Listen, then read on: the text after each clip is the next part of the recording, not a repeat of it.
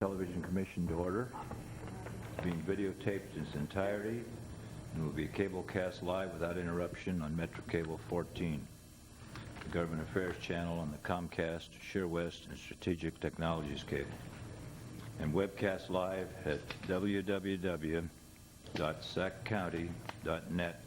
Today's meeting will be repeated on Saturday, April 9th at 1:30 in the afternoon, and a VHS copy is available for checkout in any library branch.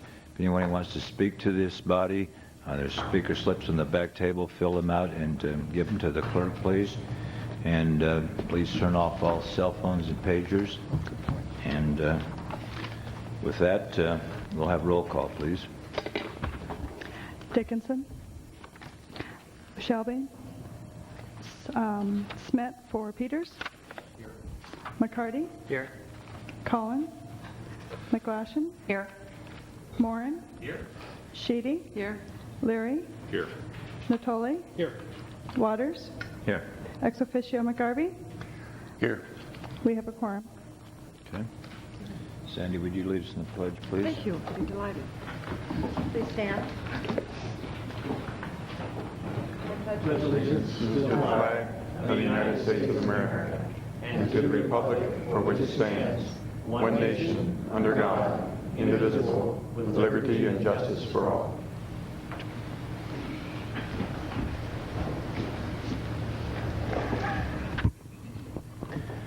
Okay.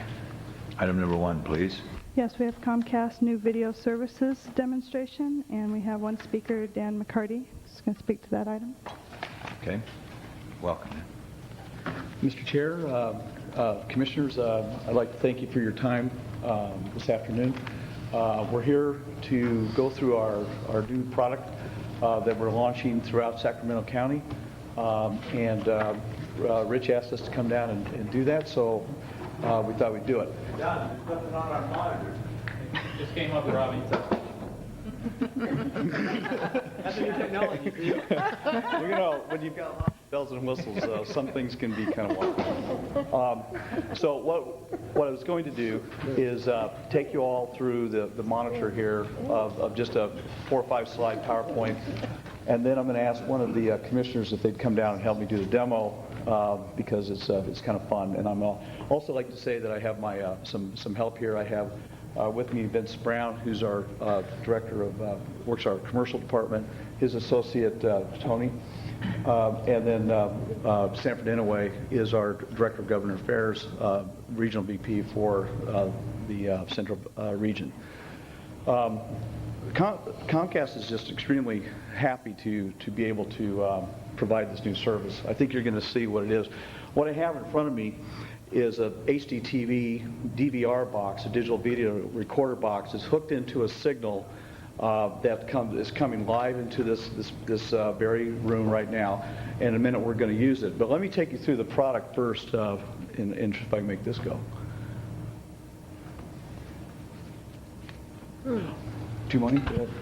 Okay. I thought we were going to be able to watch Alias. I missed it last week. Well, we'll see if we can find it. You can pull it up right now. Just watch. Yeah. Comcast On Demand, in some of the trade magazines you may hear of the service called Video On Demand. This is our branded product called On Demand, done by Comcast. What it allows customers to do is to order a movie, a TV show, or video at any time that the viewer chooses, and that's really the key element here. It has VCR functionality in the sense that you can stop the program that you're watching, you can pause it, you can rewind it, you can fast forward. So if you're watching a program and the phone rings, you can stop the program, go answer the phone, come back and start it up again, and you won't miss anything. It's automatically added to the digital cable subscription at no additional charge to our customers, which is a key element in the way that Comcast has launched the on-demand service. It has more than 22 hours of content a month, and 80% of that is at no charge to our customers. We currently are forecasting that we'll have that up to about 10,000 hours of content a month.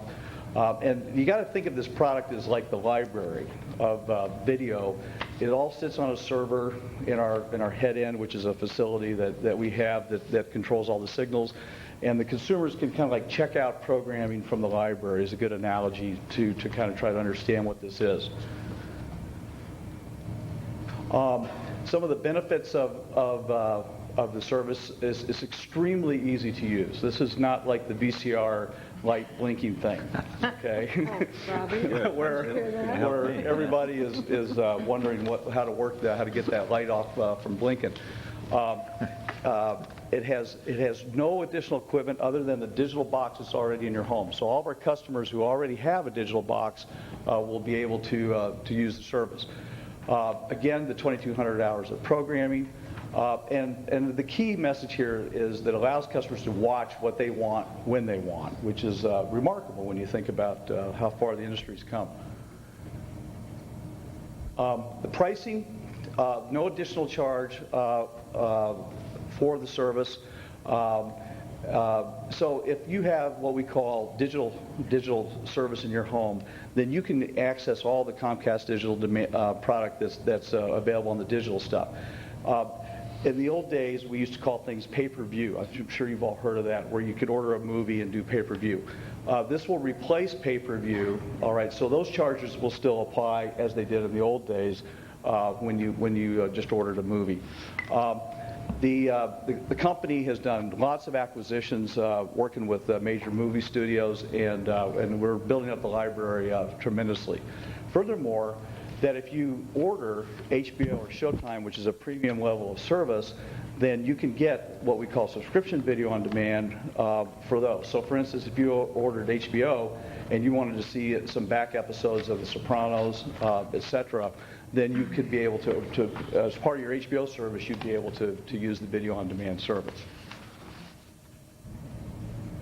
One thing that's a big hit in our community is the new Comcast Sports Net has the Sacramento Kings games. And so, and the deal that we negotiated with the Kings is that one day after the game is still available on the video on the on-demand service. So if you miss the game, it's still there for one day and you can go see it. So it's great. And then the nice thing about that, of course, you can forward, rewind, and do that. You'll also see free content on Golf Channel, Outdoor Life and Speed.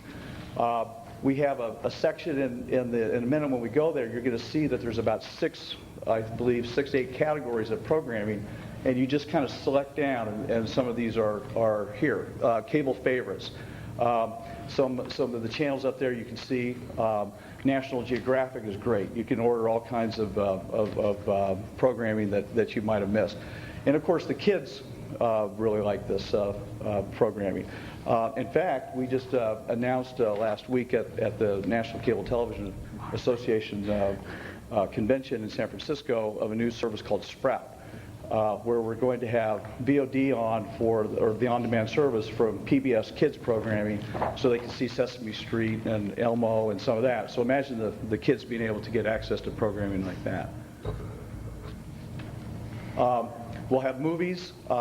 You'll see a lot of movies in there that are just old favorites. One of mine happens to be Caddyshack. And it's great just to go back and check out those kind of things. The news services will start to come up. If you miss the nightly news, then you will be able to go back and see the nightly news. So if you're at a meeting and you still want to see the nightly news, then you could do that.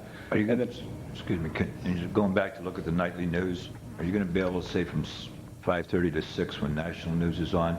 Are you going to be able to pick out a segment of that, just highlight that or do you have to watch the whole 5? Well, what will happen? Wait?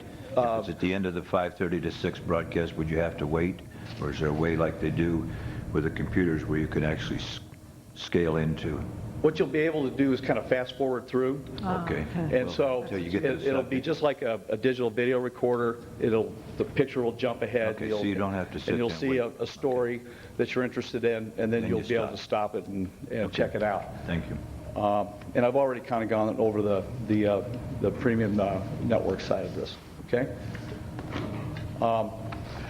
A very interesting program. It always amazes me when we launch these things, how they get used. And we have a service on in Philadelphia now called Dating on Demand. This is allows consumers to record a video of themselves and to put it on there, and then interested singles or other people can view these and decide if they want to try to ask someone out for a date. Very highly viewed program. This is the ultimate in reality TV, I think. You carry a disclaimer with that? Right. Well, if you get to the categories, but it's amazing. Our cable system in Stockton, even though they didn't have the ability to put videos on, they were still viewing it quite a bit of the videos of the folks in Philadelphia. So it's kind of funny. On demand in Espanol, again, more toward the ethnic programming side of the world, and a great product in and of itself.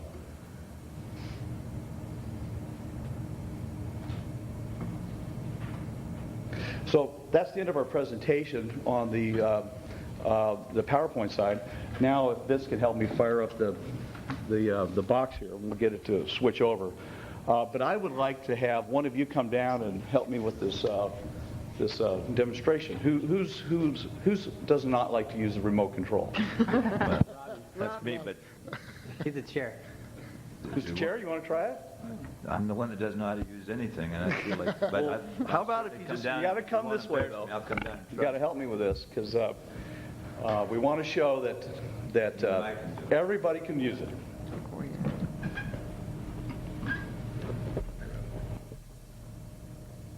This is going to help us too. Okay. What we have here,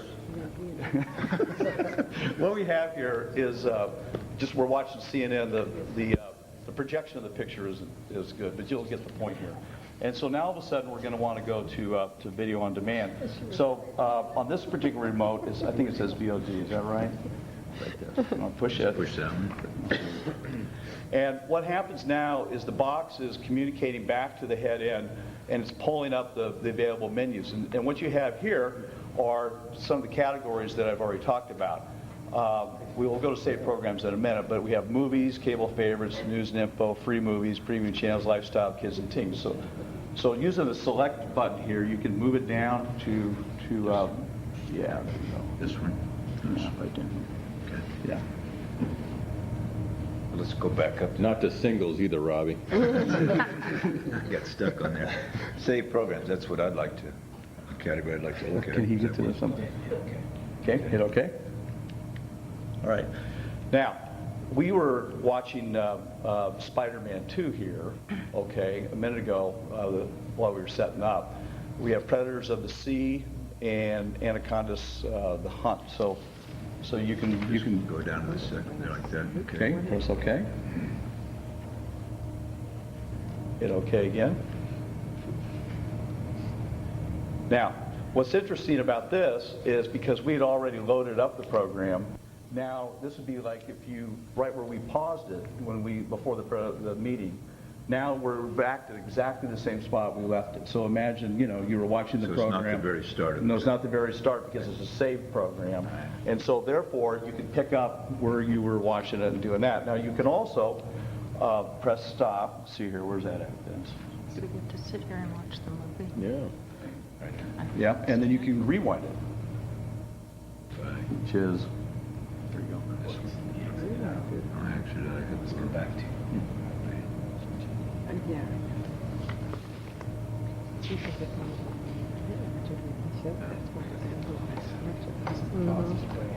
Yeah. this there or this one.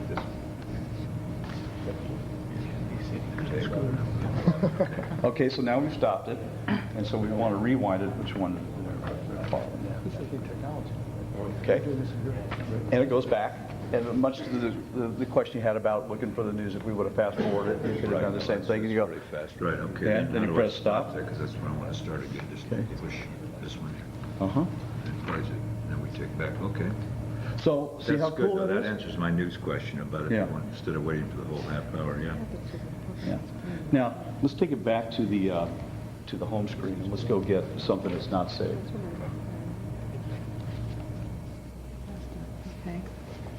Okay. Thanks, Les. I have a question. When you Mr. Chair, I'll know everything. I have a question. But I guess he's not going to see me. When you're playing this again, what happens to the programs that are on automatically? Do they just hold up too, and then when this is over, they start again? I mean, you could be watching this until the next day if that's the case. Yeah. I mean, Remember, it's like the library, okay? So you can access it whenever you wanted to, all right? But I guess I didn't understand your question. if you saved this program, you got home, and it's the news, and you want to go back and look at it, and you watch the first half again, does the second half keep playing, or is that on hold also? I mean, somewhere along here, the program keeps going because it's on a station, right? Yeah, How but do you it's stored catch at up a to the computer. programs? So, Get out of the program, right? yeah. See, so think of it as it's just stored on a computer, all right, the program is. Okay. So the real-time effect of the program doesn't matter any longer because it's all stored and so it's just a matter of accessing it, and you can go Okay. toward the front of it, the back of it, the middle of it. So this has you know. nothing to do with the regular way it goes down? No. Okay, No, I got because it. it's all recorded and Okay, and it's done just like that. recording something on a tape and then coming back and playing it, okay. Not that I can do that, but. I have, Any questions? Yes. I think she was first. No, she was first. doesn't matter, but I have a technology question, and that is, in order to have digital cable service, do you need a particular kind of television set, or will it work on any? To work on any television you have.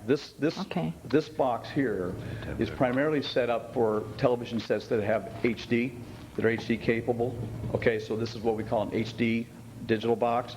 But we've got other boxes that are for regular TV sets that'll put the programs on your regular TV set. Okay, thank you.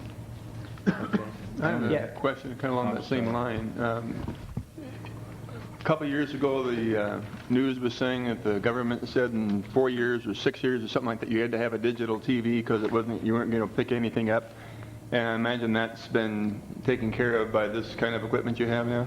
Well, that's more of a broadcaster issue, the way that digital television is transmitted digitally. Okay, if you just have rabbit ears, you're going to have a digital TV to do that, pending that. But we get the programming direct from all the broadcasters here on a fiber optic network that comes into our head end, okay? And from there, we send out all the signals on the cable system. So, you know, if you got our box, then you're in great shape.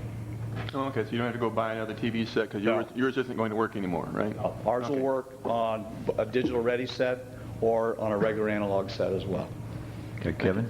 But I will tell you that it's night and day if you buy a HD-ready TV. Watching high def, the Giant Dodger game last night, it was night and day watching it versus the other channel. Which, by the way, you know, on the HD stations on Comcast, it doesn't always update the menu.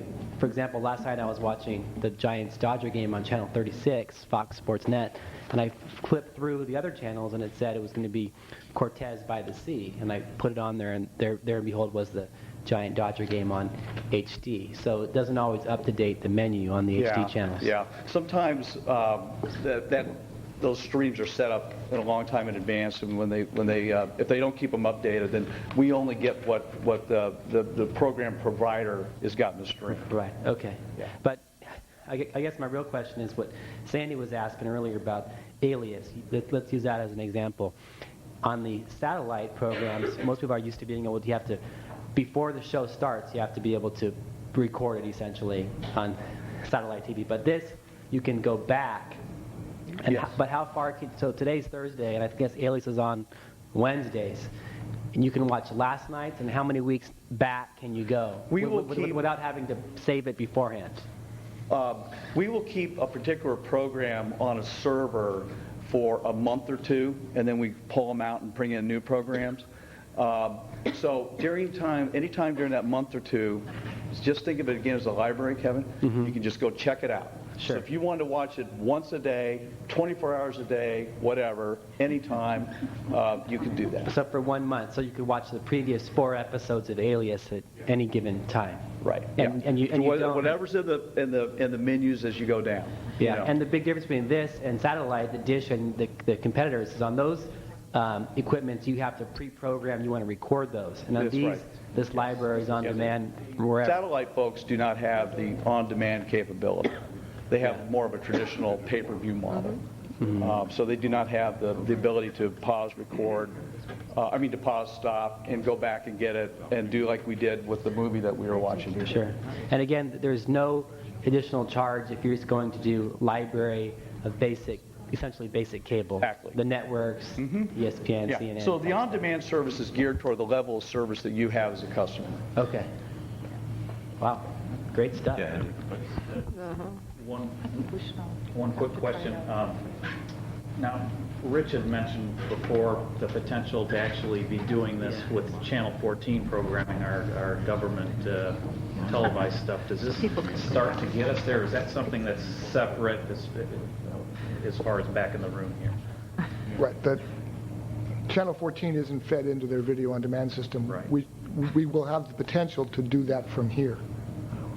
And this is kind of something like that would look then, as far as... Not quite. We would be more in the video on demand, not the on demand model, more in the traditional satellite model, where you'd ask for something and we'd play it at a certain time. Good. We're not set up to have multiple everybody watching something different as Comcast is. And then as long as you got that box there, if you could just flip on the masters for the rest of the meeting. Okay. Yeah. All right. I would agree with that. Oh, they started it. okay. Mike? Is this on? You guys, there you go. No, you can see it. It says on the top right-hand part of It's the on. screen. If you push the bottom right-hand button. There it goes. Is it working? Yes. Okay. What kind of a time frame do you go from pay on demand to a free movie? How long do you hang on to a movie, in other words, and then turn it into going into the library? You've got movies that you're paying for initially, the new ones you said? Yeah, the brand new ones. Brand new ones. What's the time frame that it goes Oh, I from? see. That will be different for different channels and different types of programs, but you won't see the really brand. It's all about the window thing when we're able to get them. So, for instance, on this service you'll still get them on the on-demand side and pay for them, which are the brand new movies that are just out of the. Right. And then the next set of windows is the window that goes to the HBO Showtime model. Okay, that they're able to get, and then of course if it's part of the HBO service, then you'll be able to get on demand then, and then after that, the movie has a life, and then it goes into the other mode, which is like a Caddyshack movie, where the premium providers are no longer providing that kind of a movie. So Okay, it so you depends don't- on where the movie is in the life cycle of when it was created, from the theater all the way to the very end. Well, there's always a time frame that they release it to, either video and or to pay-per-view or whatever. Right. So there's always that time frame already that's, I don't know, 6-8 weeks after it's dropped off at the movie theaters. So from the time that you pick it up from then to the time that it goes into your library and you're actually having people pay for this movie, you don't have any idea what that time frame is? No, because it's really dependent upon each individual movie and when they put it in the marketplace. Okay, because generally it would go to a premium movie service first, like HBO. Right. Okay, and then if it was on HBO and it was in the window, then you could use the on-demand service to get to it then. Okay, but then the movie will kind of come off the market for a while. Okay, and then that's when we would renegotiate the rights to have the movie come back, and then it would be in the free movie category, like you see Right. on the board up there. Okay. So it's really kind of different for each one. Okay, thank you. Any other questions? I just had one. That's, you talked about the phone rang and you got up to answer it, and you could put it on pause. Is that, Yes. is that applicable to something like the 5 o'clock news that's being presented to you live at home? Yes. You can put, Yeah. can put the, Yeah. and the If you- yeah, computer as go long back. as it was on the on-demand service and to do that. If it was in the library, okay. But if you have a DVR, which is this box here, a digital video recorder, and you're recording it right then you can do it exactly then. Okay, then I off of the- understand. yeah. Okay. Any other questions? When do we expect to see this actually in our homes then? Right now, it is currently more toward the north of the city because of that's where we started the project. The Roseville area, the Rio Lindo area, the Natomas area, the downtown area, part of East Sacramento, okay? And now the project's heading further toward Rancho Cordova and then further south toward Elk Grove and Galt and that. And the reason for that is we're having to do a lot of work on the network to get it ready to go. So we should have the entire marketplace wired within 6 months or so. Okay, so that isn't, you don't have to lay more cable or anything in all these areas. That you have some kind of a signal you feed into the existing cable. Yeah, we have to do some work out in what we call our hubs. Right. And so there's a lot of work that's going out in these hubs, but not cable by cable, house by house. We're not having to do that. Okay, thank you. Thanks for your time. Okay, thank you very much. Okay, next item, please. Mike's no. Sorry. We have the channel licensee grantee status presentations, and we have several speakers, which are Okay, I've got them here. hand. Susan Gallagher.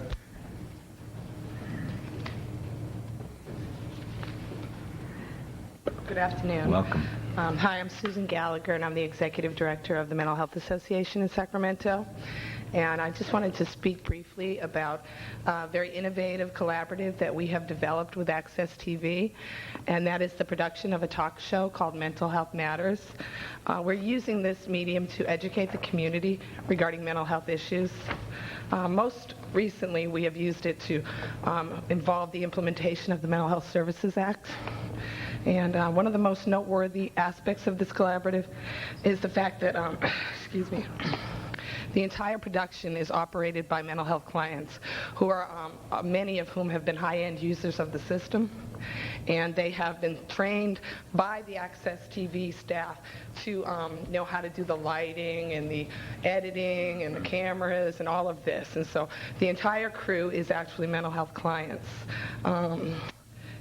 These skills that they have developed have really dramatically improved their lives, and I believe really have helped in their recovery from mental illness. We just have seen so many folks just really, get involved in the community more since they've been working with us on this show.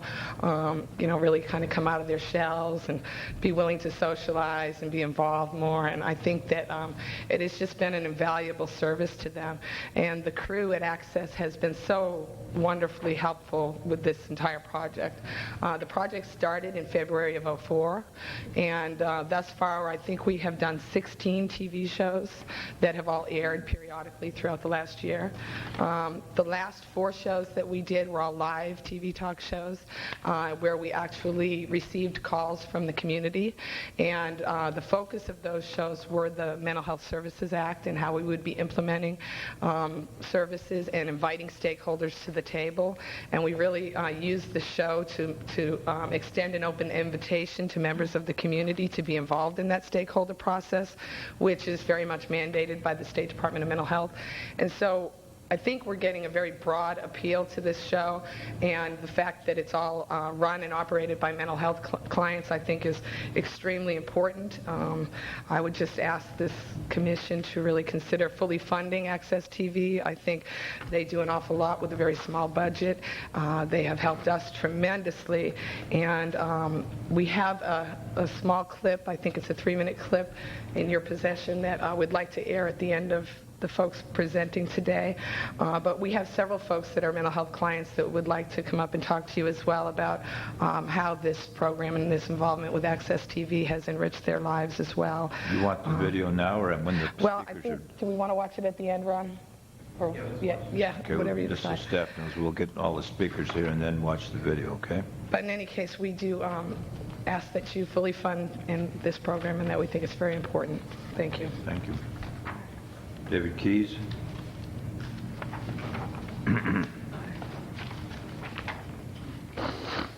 Welcome, David. Hi, I'm David Keys. After working in the photo field in Sacramento for about 18 years, I transitioned to working with mental health clients. And in the process, I realized I myself had a serious sleep problem. And about 10 months ago, up late at night, watching Comcast television, channel surfing through all the paid advertisements and all the boring stuff at 2 a.m., I stumbled onto Channel 17, which was showing a program that was being replayed late at night about mental health.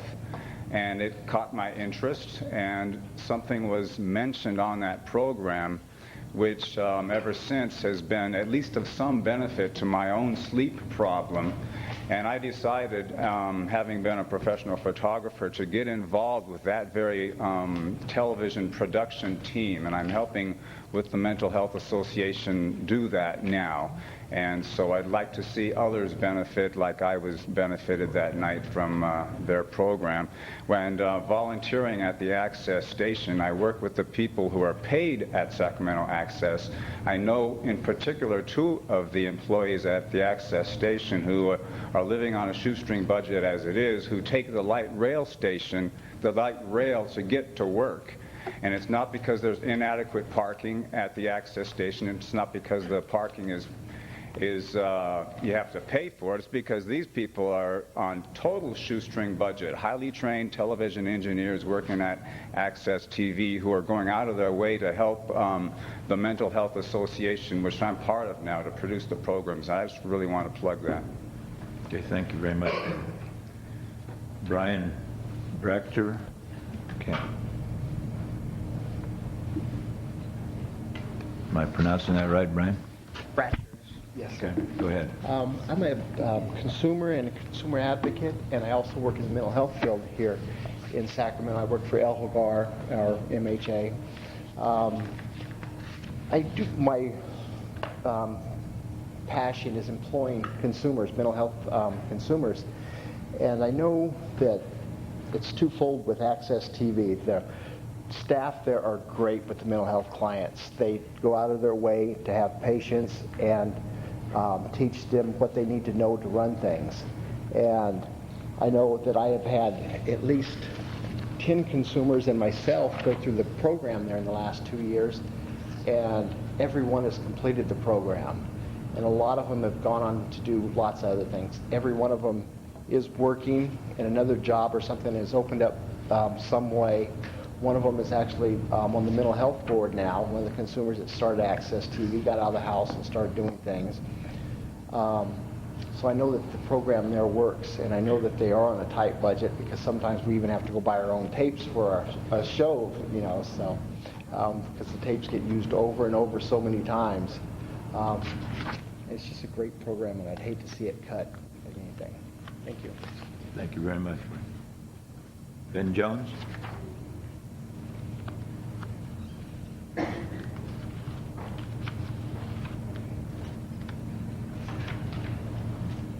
Welcome, Ben.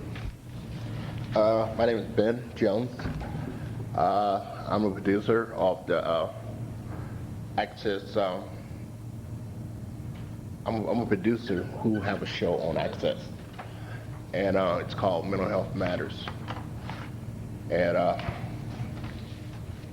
I've been doing it for about a year now. And when I call the consumers to meet me at the station to do a show, I mean, they always there. They always come, and you don't know what a great effort that is to have mental health consumers show up for something consistently. You know, it kind of amazes me myself. In fact, I show up consistently too. So that's good. Keep it up. But it's just a fantastic tool. Access Sacramento is a real great tool to use to get consumers involved in something, and not only being involved in something, but stamping out stigma at the same time. Because most people say, well, they mental health consumers, you know, they you know, so just let them go, you know. But they're actually doing something with good standards and good a good show, you know. They really are. And I'm hoping to continue working with the consumers for another couple of years if possible. And that's about all I want to say. But I mean, it's something so benefit. I mean, you really, what they say, you really get the bang out of the buck, you know, with that program. And we don't have any place to go if you was to keep cutting funds, you know. And I know we couldn't go to Channel 6 or Channel 7 the public TV, they won't. I don't think they would allow us to do the freedom to do our own creativity, own shows and stuff like that. I don't think Channel 7 would allow us to do it. What Access allow us to do. And I just want to say, it's a good program, and please don't cut the funding. Thanks, Ben. Thanks for all your help down there, too. Next speaker, Marilyn Hiller. I can't quite read your handwriting. Hilleron? Saying that right, Marilyn? Marilyn Hillerman. Hillerman, okay, thank you. I just hate it when people get up and read, but you know what? I'm one of these people like a deer caught in a headlight, so I took a few notes, and I'd just like to share a little bit with you. I do want to speak in support of Access TV. I work as an adult family advocate for the Mental Health Association, and our show, which you have heard, from the people before me, called Mental Health Matters, has really been a wonderful tool for consumers to train and work behind the scenes with television cameras and technical equipment. This has been a wonderful stepping stone for folks to gain confidence and learn skill, as well as a venue to present programs with a message that you can't always find on the other channels. It is educational in its nature, as well as local. One of the things that we also put on, that was off the topic of educational, we had a wonderful variety show in December. December is a month where a lot of people that do suffer from depression, are very sad, and we found a great way to pick up spirits, all of ours. We had a great time, and we got to film it and re-enjoy it many, many times. We had a lot of calls on that. The response that we've had to these programs, and we've had 16 to date, shows us that we are being watched by a large audience, and I'm just here to encourage the growth of Access TV. Thank you very much. Thank you, Marilyn. Ron Cooper. Welcome, Ron. Chairman Waters and members of the Commission, Ron Cooper, Executive Director at Access Sacramento, and I'm speaking on behalf of Carl Burton. He sends his apologies. Our board chair was planning to be here. Certainly wanted to hear all the wonderful comments, but his work tied him up. So I've got his prepared statement here. I'd like to read into the record. We've been very busy since we last met. Please see the blue handout for an update of recent activities. And on the back side is the Cinemagic press release inviting each of you and your families to join us. It's a wonderful fundraising event over at the Guild Theater with our partners, the St. Hope Foundation, showcasing 9 short works that have been created over the last 5 years by your neighbors, encouraging script writing and this year's crops of films, which will premiere October 2nd at the Crest. Also, you have a document there. The chair and staff have the complete business plan that has been written and approved by the Board of Directors. For members of the Commission, you have the first 15 pages. It's a 30-page plus document, but it shows the efforts that have been ongoing and some expanded new ideas in terms of augmenting the grant with other revenue streams. And it's very helpful as Executive Director to have the board's input, and also that we're all literally on the same page in terms of, as we move forward, what are our plans and how do we delegate those responsibilities. So it's there for your review, and please call if you have any questions or comments or suggestions that we may have missed. As part of the business plan, we replaced our community outreach person with a community resource development coordinator, Edgar Calderon, and the focus is on contacting the chambers of commerce, both the Black, the Asian Pacific, the Hispanic, and other chambers, regional chambers, as well as the downtown chamber, in order to introduce ourselves more to the business community. We've been very successful in terms of talking to the nonprofit community for all these years, and we're turning our attention even more so now to the business community and seeking business underwriting of our programming. There's also a green document there. This is a copy of a letter that was sent to you by the Board of Directors requesting during this budget season of an augmentation to our budget to help replace some of the equipment that obviously has been getting used very well. And there was a letter that was also sent to each of you with a complete list of the equipment in question and the rationale for it. We ask you to consider that as we move forward with budgets for the coming year. And finally, we'd like to thank the Mental Health Association for their partnership, successfully training 12 consumers and staff to do live television programming. As was mentioned, 16 shows have been produced. It's been very informative and well produced, all involved, very proud of their efforts, and I know each of you share in these sentiments. Community programming invites all to participate and to be heard. So if there are no open any questions or comments, if there are none, then we'll go ahead and roll the video, which is about 3 minutes. This was the first of 5 live shows that the consumers created. Thank you.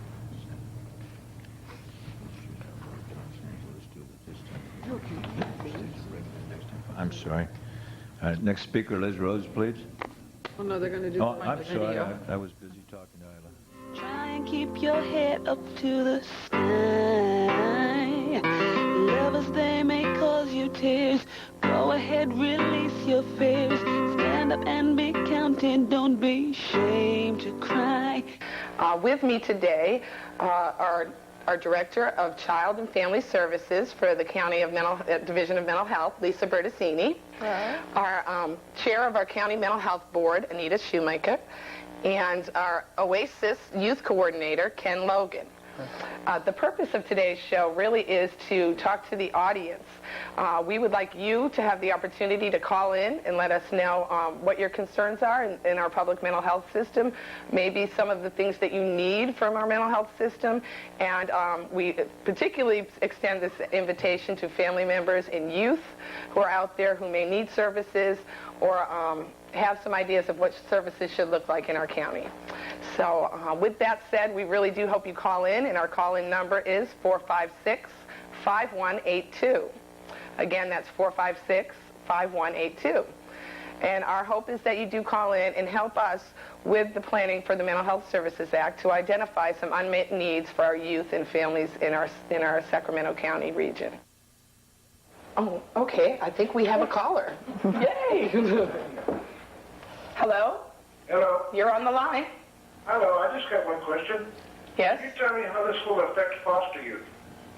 How the Mental Health Services Act might affect foster youth? Yes. Okay.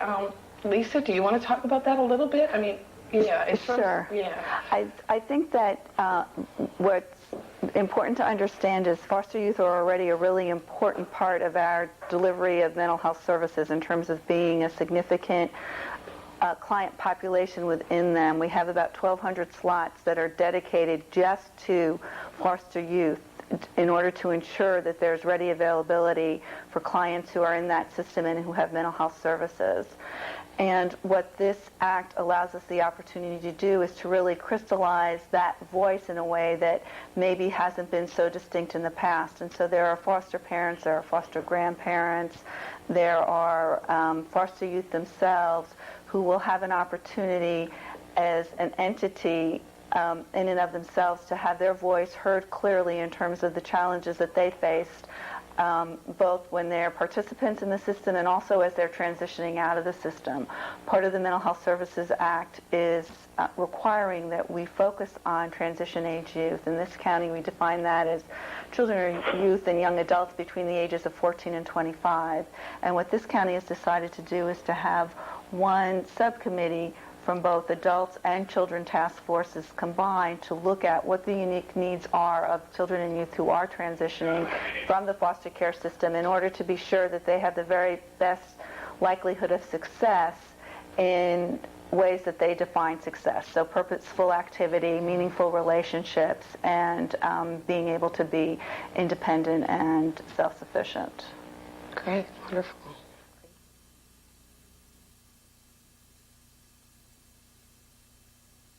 You want to, okay, thank you very much. Okay, then our next speaker will be Liz Rhodes. Welcome, Liz. Good afternoon. I'm Liz Rhodes, Sacramento Educational Cable Consortium. I want to report to you on two things today. Just a real quick update on where we are with BestNet. Many thanks to SureWest. We have 6 sites that are connected with the GigE, the big pipes, and we now have 8 school sites with the 10 megabit connections, those the smaller pipes. But SureWest has really gone out there and done a lot for us. With Comcast, we have 9 sites connected with their backbone, with those big GigE pipes, and we're also working very closely with them. We've identified 86 sites as we reported last time, and we're really close, I think, to trying to be able to pull that together within the next year. And many thanks to, especially to Sanford Inouye, who's here, who has helped us tremendously last month. Got, I think, 1 more month of pretty solid work, and then we're going to pull it off. So, well, not all 86 sites, but close. The programming is just growing. It's phenomenal, the content, and the opportunities that our schools have had because of these connections is pretty phenomenal. We've got some tremendous video conferencing going on statewide, nationally, and even internationally. We've got teachers who have gone into some of the European countries, and we're doing some video conferencing that way. It's very new to us, but it's very exciting, and we're going to continue on with that. Big thing I want to talk about today, though, is what's happening on our cable channels. We continue to program the channels, more classes than ever, more students than ever. Things are going really well in that. We're coming to that time of year when we celebrate our student productions. So if you look very carefully, probably blends in with your other notes, the invitation for our annual student educational video competition, our version of the Oscars. Here's your invitation. We hope that you can attend. These are cool colors, by the way, if you're a teenager. Orange and green. In colors. Anyway, we had over 150 very talented entries this year. All the judging has been done. Price Waterhouse has the results. Not really, they're in my office. So we know who the winners are. So we hope to see you there. We're planning on 400 to 500 people. We've got several hundred students involved with those 150 productions. So it's growing. It is really phenomenal what's going on with that. The other project I want to quickly mention to you is about a 4-month project that we've been working on. It's the 7th year we've done this. It's with Ag in the Classroom, the Agriculture Foundation. And it is a project that we have shown you every year. This year, what is really unique about it is as it continues to grow and we include more and more students in the project, what has happened is we've taken big components of the project and placed them with the schools. This time, we have put all of the animation was done at Sheldon High School. And there is an article that you have in front of you that talks a little bit about the projects that was in the paper. What is fantastic about, and I was telling Mr. Leary earlier, and I think he took me wrong, is that they had to ask some of the kids to leave school because they were there too long. The custodians wanted to shut the school down and set the alarms, and they couldn't. As a teacher, I remember that well. The custodians were always trying to kick me and part of my class out of school at 6 o'clock. So this has just been phenomenal. Over 3,000 hours by those students, and it was a real-life, hands-on project where they contracted through us with Ag in the Classroom to actually be able to do these. They had to be responsible. Anyway, I have a short clip that kind of shows you how this was all put together, and we're just very thrilled with it. Just more student work that has been done in this community. So if we could roll that clip real quick. It's very short. You just can't put anything there.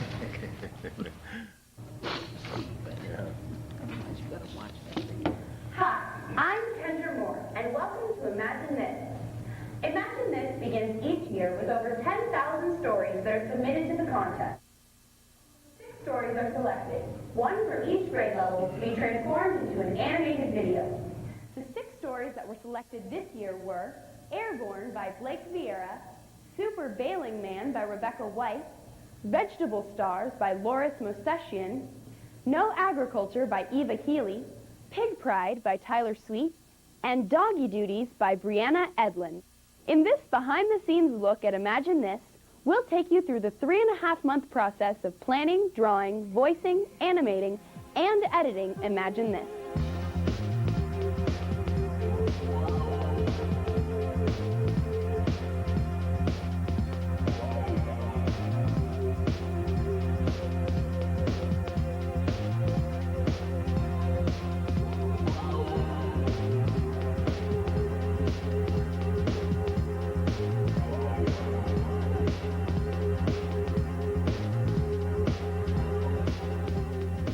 In an effort to streamline the Imagine This animation production, the 77 ROP students at Sheldon High School's K9 Studios served as this year's production crew. Being a producer, my job was to oversee all of the projects and making sure that everyone met deadlines. I really had to work one-on-one with the directors and making sure that their vision was being met. I also had to make sure that everyone was on the same page. When working on a project, you know, everyone comes up with different ideas and it's hard to make everyone stay focused. So I had to make sure that everyone could understand what people were saying and what they wanted their ideas to be. With this, we've made 6 films now. And I mean, I know everyone that I knew that was a director working on Imagine This, they all felt really good when they finished it, because it's just like an emotional high.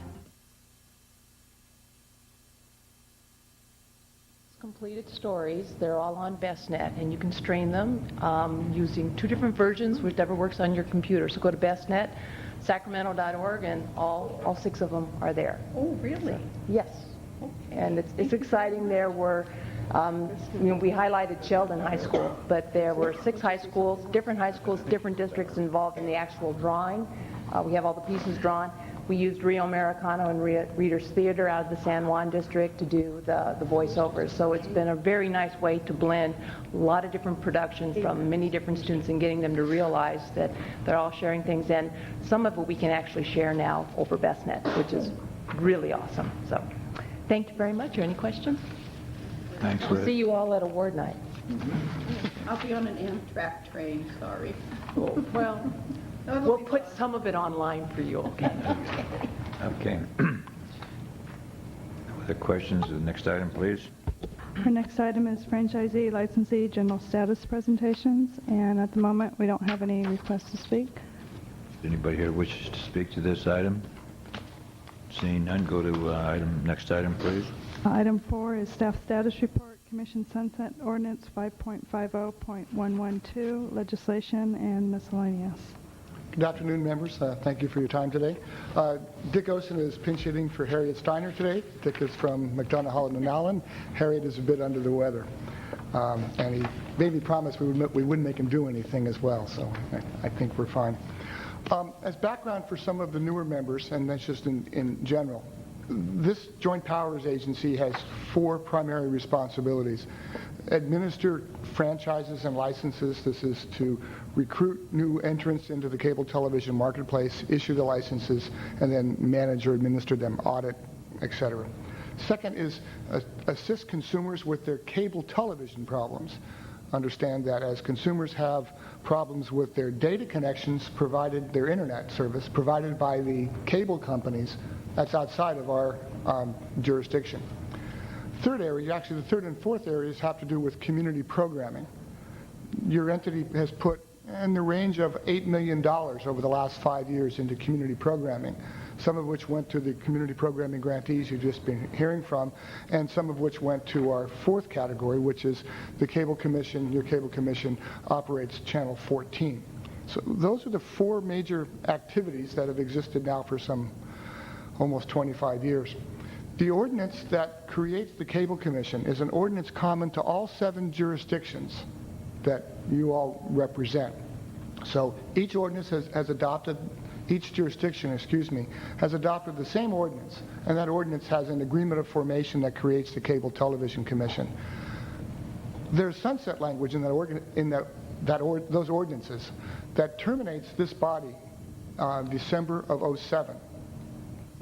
So looking at the timeline and some contractual obligations we may have relative to PERS and some other things, that decision would need to be addressed about November of '06.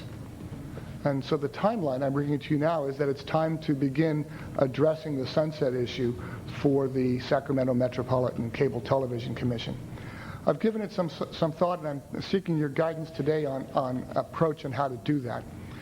I see two different ways that we might go about it. One would be that we would bring factors to consider to you, and you as the board of directors of the commission could wrestle with the issues. And some of the issues would be extend the commission, allow it to sunset, or anything else in between, and or to change the mix of the responsibilities that are, or the objectives that we're doing. And that would bring the focus here. I'd like your guidance, though, on an alternative that I think better fits the needs of the community. And that would be to turn it a bit and seek first from each of your parent organizations their input to this process. It would be my recommendation, or at least my feeling, that we should put together a presentation and staff, together with those of you from the cities at least, first would meet with city staff, city manager and staff, and then make a presentation to the individual councils and present to them the factors. I don't want to say the pros and cons, but the factors that make up the activities that this entity addresses. Ask for their guidance and their advice, their feelings of where they would like to go. Have that brought back through you, who are really the representatives and the linkages back to each of the parental jurisdictions of this agency. Collect all that, bring it here, and deal with it. Let's take what each jurisdiction says or doesn't say, see if we can fit that together, make the decisions here, and then take those back out with recommendations to the individual jurisdictions.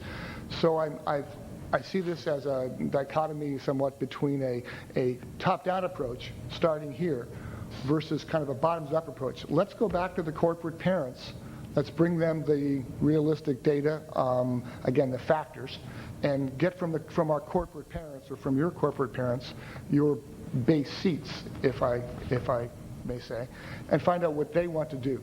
There are some issues to address quite clearly. I'll be first to say that competition in the marketplace has lessened our role in the customer service end.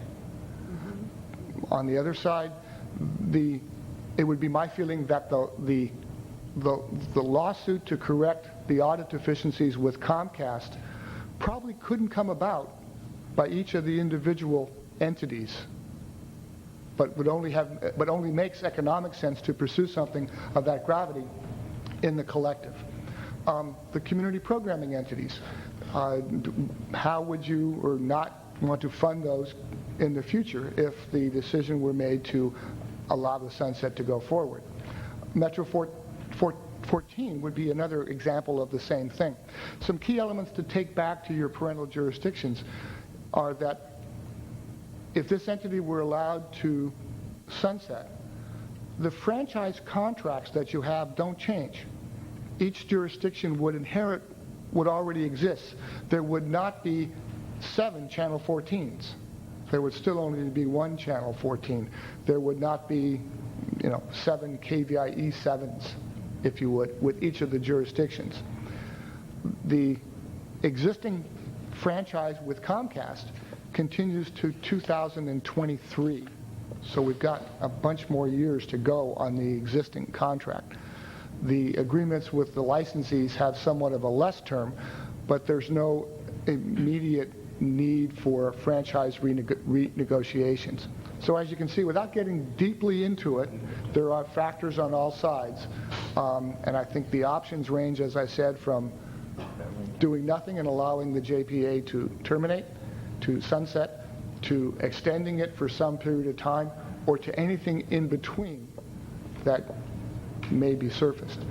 With that discussion guidance from you, what I would like to proceed on would be to develop a presentation, clear it with you.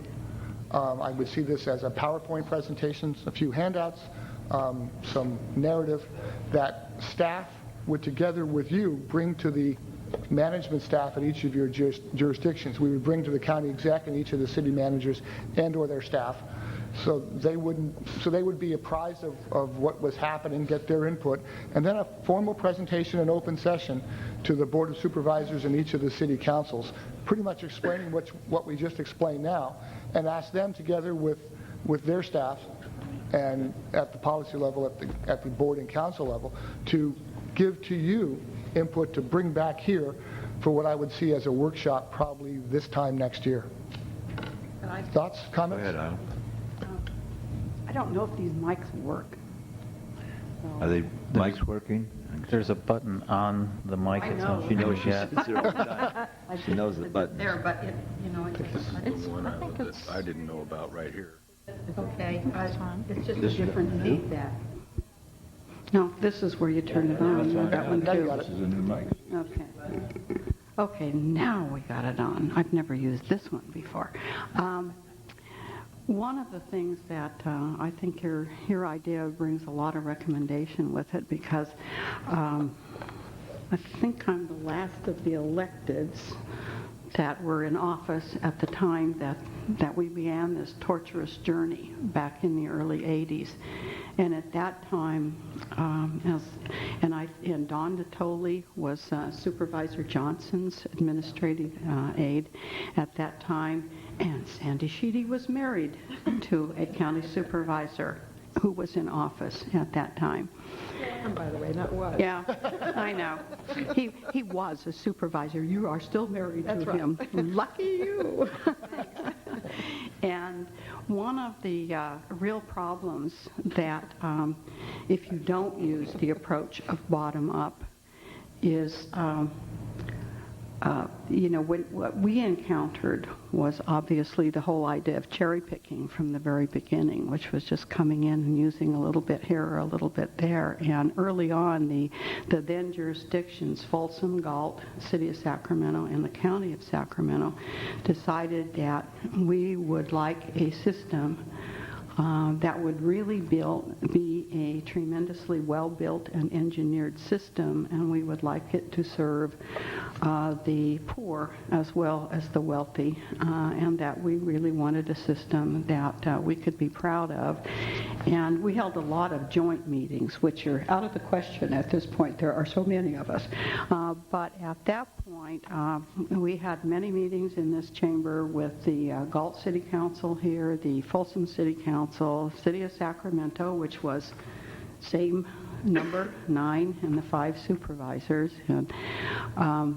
And we had some really, really good learning experiences on the cable industry itself, what might be needed to get a system up and running, get an ordinance written, and begin to put our toes in the water on cable. And through all of the incredible lobbying that went on behind the scenes all the time by the different entities who had a financial interest, the entities all hung together and, decided we could have the best engineered and the best system to serve the whole community if we hung together. And so, as I remember, there was a drafting committee, because I can remember I was on it and Eisenberg was on it, and innumerable meetings as lawyers and everyone tried to draft a first ever cable ordinance for the community. But it took all of the entities being fully involved and understanding. I know that Galt had issues that they certainly wanted to eventually have a system engineered so they would get service, as did Folsom and obviously the county unincorporated area and the city of Sacramento.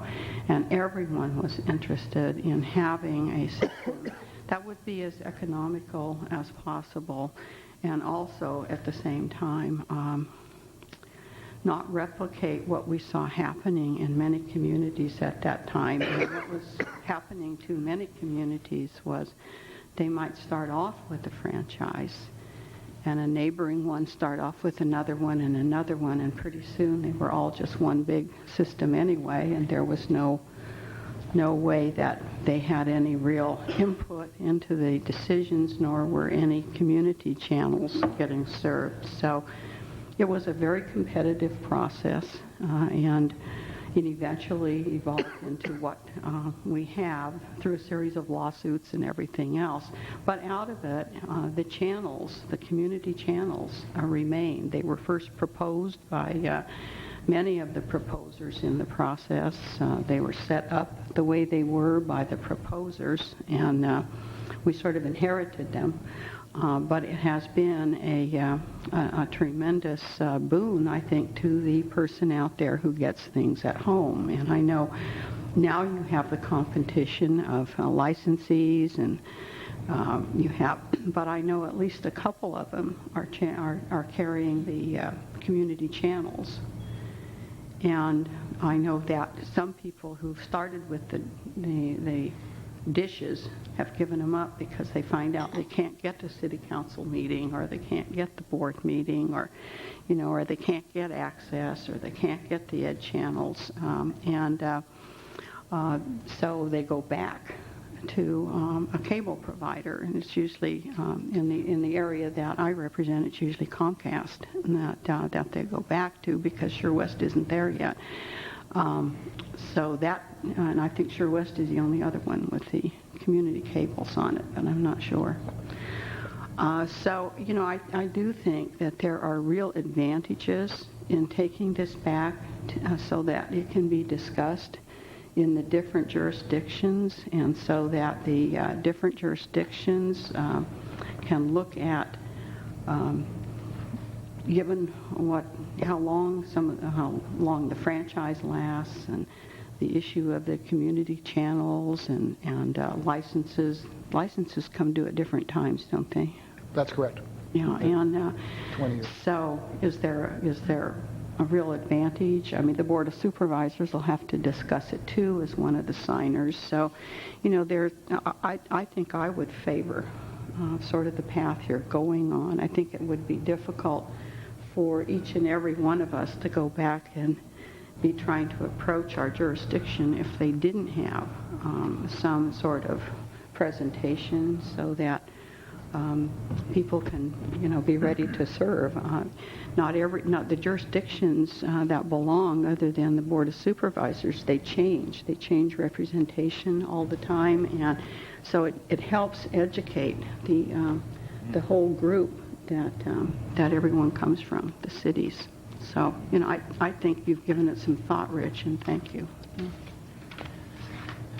Are there any more comments, Andy? Yeah, just real quick, Rich, and I agree. I think it's a nice strategy.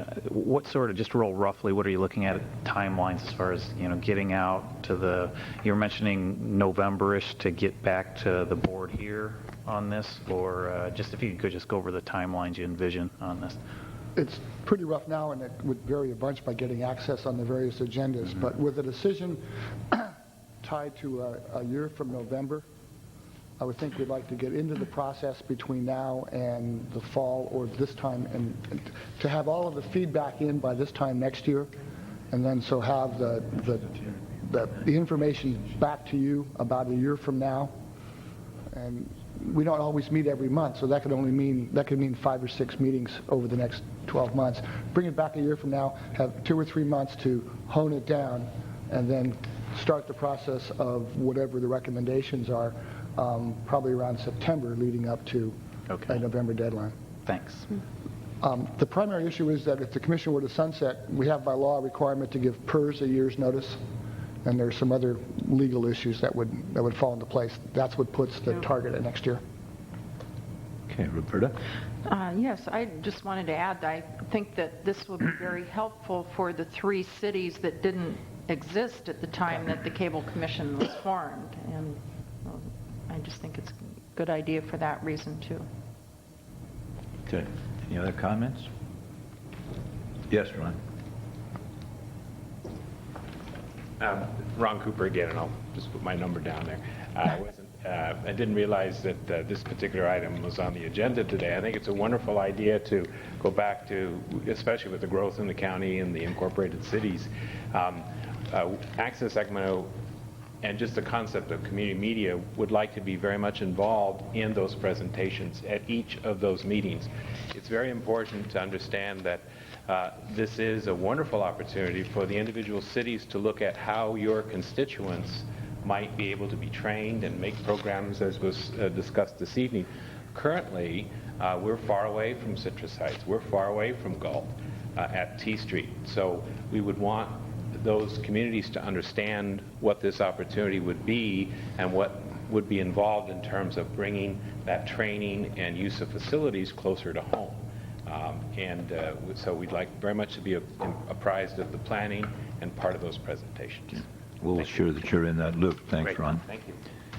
Okay. Nothing else? Would you please read the next item? Mr. Chairman, second part of the staff sorry. report. Excuse me, Rich. Appreciate the input. Look for some staff work on this issue. We move it forward. My thinking is that this is not a staff activity. This will be you being the link from the Cable Commission back to your parental jurisdiction. So I see this as somewhat of a collaborative effort. But you have to put together the show, right? I'll put together the show. Okay, and so you'd have to do the scheduling. Yes. With the different jurisdictions, and I think that's partly some of Andy's question too. It wasn't just when we meet, but how are we going to have an aggressive schedule so that you can get to all the different cities? Okay. Diana get to do that. Diana. Okay. We already Yes. talked about that. Oh, good. It's not going to happen next week, but we'll put it to work. Oh, good. The second issue is, if you recall our last meeting, I commented to you, or I reported to you about policy legislation at the national and state level. I did go back to Washington, spent a couple days with the FCC. The things I talked about are very valid. If you recall the big issue that the telephone industry is arguing that video delivered on a data circuit isn't cable television. That process looks like it'll be next year, and it's probably going to be at Congress in the rewrite of the Telecom Act. So that's that piece of legislation. I've testified twice in committee in the last month on invitation, once in the Senate and once in the Assembly, not on specific legislation, but on workshops they've been holding on telecom policy reform in California. I was invited to speak for Sacramento because we are unique. There is existing statute that prescribes the process, a cumbersome process, a process I've described as pro-incumbent, to award a second franchise. This jurisdiction, and the only one in the state, is exempt from that as a result of litigation and court decisions. So I was presenting to the legislature that the result of having less burdensome regulation is more competition in the marketplace. So we've had 2 hearings on that now. That's included my work with the League of Cities. We're trying to get CSAC up to speed, and CSAC hasn't come along yet, so if you have an opportunity to nudge someone at the CSAC side, that would be appreciated. There's a stakeholders meeting on a specific piece of legislation on Monday night we'll be participating in. Bottom line is that you have a policy that supports competition in the marketplace. We adopted that many years ago, and that's the policy and the position that we're advocating in this particular legislation. The legislation seeks to make it easier for phone companies to get in the marketplace, but not other entities that are non-phone companies, such as the WinFirst experience that we had. Well, but phone companies are getting into cable, are they not? The phone companies are seeking a cleanup of existing statutory language, making it easier for them to get into cable. But not the other way around. So cable is still a constrained one? No, cable is getting into the phone business without too much problem.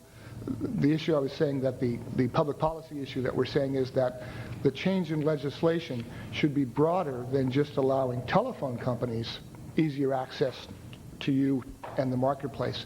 It should allow the League is saying, and we're saying, that any entity wishing to compete, as a WinFirst was, or as should be allowed in, rather than just a phone company.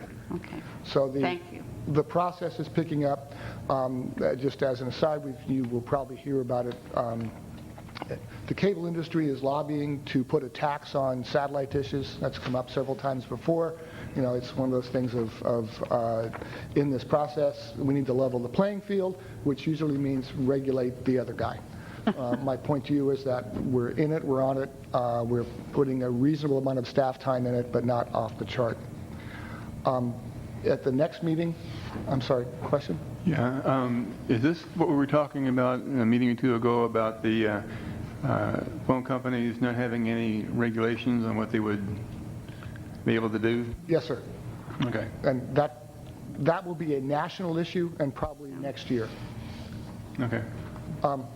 Next month, for the meeting in May, it looks like we should have the 2 audit reports, one, the Commission's audit report, and 2, the Comcast audit report to address and deal with in May. Just a quick comment on the litigation. We're about 4 months into the litigation now and still in the paper throwing process of discovery and a few other things. We're pretty much exactly where we thought we were. Enough said about that. And then June we'll deal with budget issues. I'll be asking you in May if you have any broad budget guidance, or if you're again asking for a status quo budget preparation. As you heard today, that excuse me for lack of a better word, but the lobbying process has begun for the next budget cycle. But in preparing the budget, I will ask you next month if you have any guidance on how you'd like the budget, the base budget prepared. With that, I'd be happy to take any questions. Okay, are there any questions for Rich? Thank you for your presentation. Ron, he said lobbying is going to start in the future. I stand before you as the chair of the Western States region of the Alliance for Community Media, and what your staff has just been reported on in terms of legislation is something that I really want to echo. It's tremendously significant on both a state level and a national level. 2 things that I wanted to emphasize, though. What's at risk here is your franchise fee. What's at risk here is losing control of the right-of-way that you've enjoyed over the years and all the benefits that we've been talking about. So that's tremendously at risk. And also, very importantly, what we're talking about in the way of free enterprise and competition, as I understand it, what SBC and Verizon are talking about, especially SBC, is cherry picking. That they would come in as a phone company and not attempt to serve your entire jurisdictions. They would find a way to serve just those phone footprints that would be the most lucrative for them. Right. So it's a very important issue that this body and all local government bodies stay very much involved in, because we're talking about the most significant corporate arm twisting. Our little green sheet here is pale in comparison. I wouldn't call us lobbying. I would call what we're talking about SBC and Verizon. That's what I call lobbying. So, thank you. Thank you, Ron. I put quotes on it. I thought that was well put. I thought had a good point. Yeah. He did. Just to pick up on Ron's point, and thanks. The model for assuring a balanced build, a balanced competitive build for cable television that has been used here in Sacramento is what we've been advocating for at the state level. So far, no one's come up with a better one. And so we have succeeded where others haven't even tried yet. And the example is SureWest and the process that you approved a year or so ago, where we have SureWest building on a balanced basis going forward with some discretion. That is exactly what has been proposed to Senator Scutia and her committee and Assemblyman Levine and his committee, was that they should be looking at state policy that mirrors your policy, your practice. Okay. Next item, please. Our next item is item 5, and select chairperson and vice chairperson. I'd like to speak to this first, if I might. Historically, this has been a 1-year term for the chair. Also, historically, the vice chair is from the city of Sacramento, and the chair was from the county, and we basically reversed that. So, Mr. Spost, I'd like you to look into, for next year, looking at how we can bring the other cities into this cycle, if you will, so they will, again, we've been following this historically. So this is my 4th year as chair, and You're kidding. Yes, it is. I know. No term limit? But that's what we're trying to get in place when they bring back these other cities. I think it'll loosen the length. But there was quite a bit of things going on, and that's why, like I said, the normal term is 1 year. There's been a few 2-year terms, but the continuity, the vice chair is supposed to step up to the chair and talking to Mr. Natoli and Rich, there was so many things going on each year that we wanted the continuity to stick with as the Comcast and the great job Liz Rhodes is doing and the FastNet and all those things that were just coming together.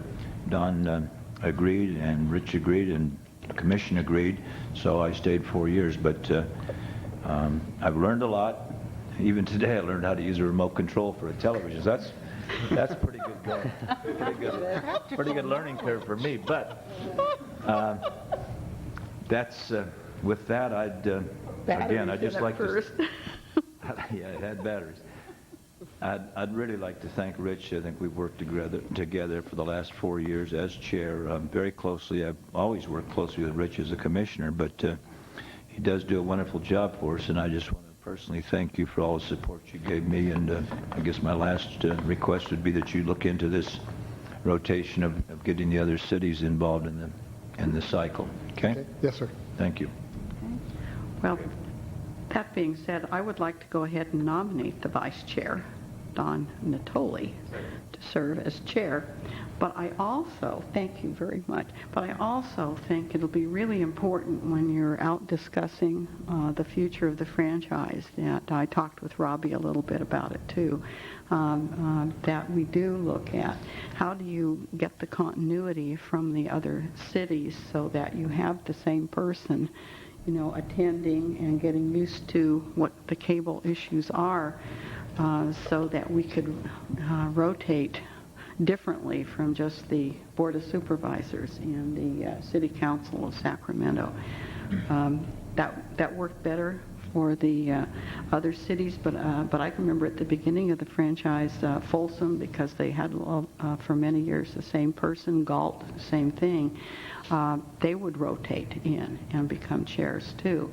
And so it's possible to do that, but it's very difficult to do if you don't have the same person attending on a regular basis, because if the city wanted to chair that year, that person had been vice chair, and the city decides to change the representation, it makes it tough for the continuity of the so that could be one more thing when you're determining if we're going to continue as a commission. How do we work that out? Here's a second for Mr. Natoli. He's not here. Yeah. Good. Yeah. Sorry, I missed We'll it. make it quick while he's gone. Believe. Yeah. Okay, all in favor? Aye. Abstentions? Not hearing any. Hereby passed that Mr. Natoli is the new chair. All right. Mr. Chair? Yes, sir. As far as the vice chair goes, I'd like to nominate Ms. Sheedy from the great city of Sacramento to serve as the vice chair. I'll second.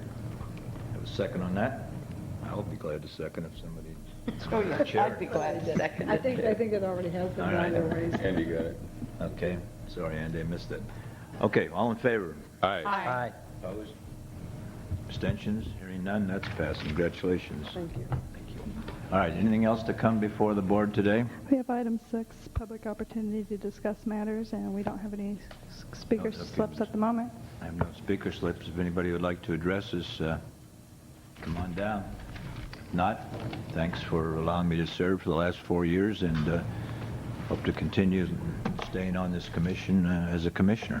Thank you. Good job, Robbie. We'll have to give him a plaque.